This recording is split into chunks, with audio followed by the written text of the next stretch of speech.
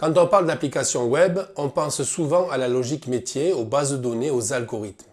Pourtant, c'est bien l'interface utilisateur qui fait le lien entre l'application et ceux qui l'utilisent.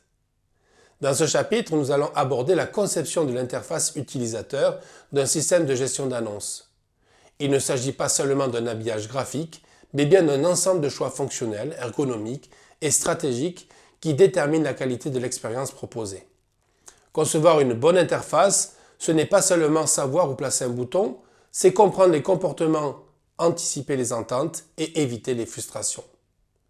Une interface bien pensée peut transformer un outil complexe en une plateforme intuitive et agréable à utiliser. C'est dans cette logique que Symfony, couplé à des solutions comme Twig ou des frameworks CSS, permet de produire des interfaces cohérentes, dynamiques et accessibles. L'ergonomie ne se limite pas à l'esthétique. Elle repose sur des principes de lisibilité, de fluidité, de hiérarchisation des contenus. Un utilisateur ne doit jamais se poser la question « Où dois-je cliquer ?» ou « Que suis-je censé faire maintenant ?» L'interface doit être auto-explicative. Cela commence par l'organisation de l'information dans une liste d'annonces. Il est important de faire ressortir les éléments clés, le titre, la date, une courte description et éventuellement un visuel ou un indicateur de statut. Les éléments secondaires peuvent être accessibles mais discrets. On guide l'œil vers l'essentiel. Le parcours utilisateur est également au cœur de l'ergonomie. Chaque action doit s'enchaîner naturellement. Consulter une annonce, revenir à une liste, en créer une nouvelle, modifier une annonce existante. Il faut penser aux boutons de retour, aux messages de confirmation, aux indications de chargement. L'utilisateur doit sentir que l'application est réactive, qu'elle comprend ses actions. Dans Symfony, on utilise souvent des bibliothèques comme Bootstrap pour normaliser l'apparence des composants. Boutons, formulaires, tableaux, alertes, etc. Ces bibliothèques garantissent une cohérence visuelle, mais aussi une accessibilité accrue. Elles respectent des standards de taille, de couleur, de contraste, ce qui permet à tous les utilisateurs, y compris ceux ayant des handicaps visuels, de naviguer confortablement. Il est aussi possible de personnaliser ces composants pour leur donner une identité propre.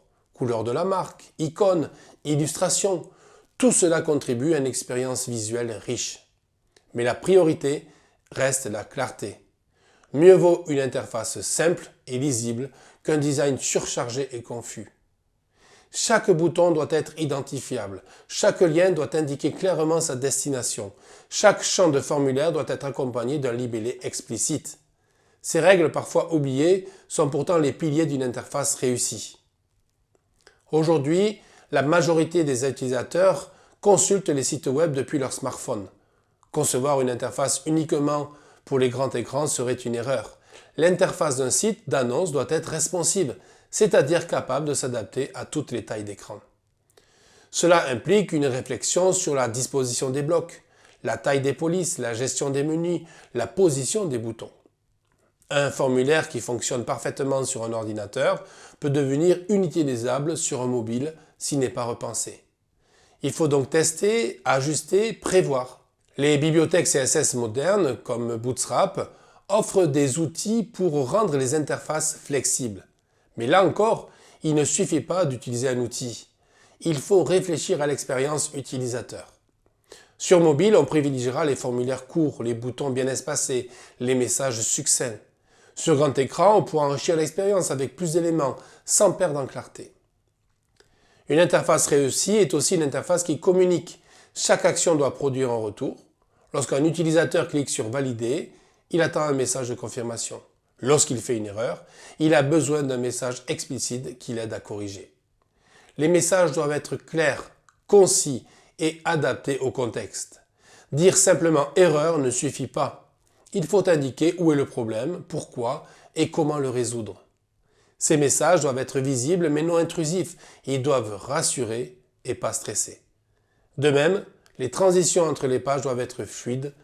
Lorsqu'un contenu est chargé dynamiquement, il est bon de prévoir une animation, un indicateur de chargement. Cela montre que l'application est active, qu'elle réagit. Et ce sont des petits détails, mais ils jouent un rôle énorme dans la perception globale de qualité.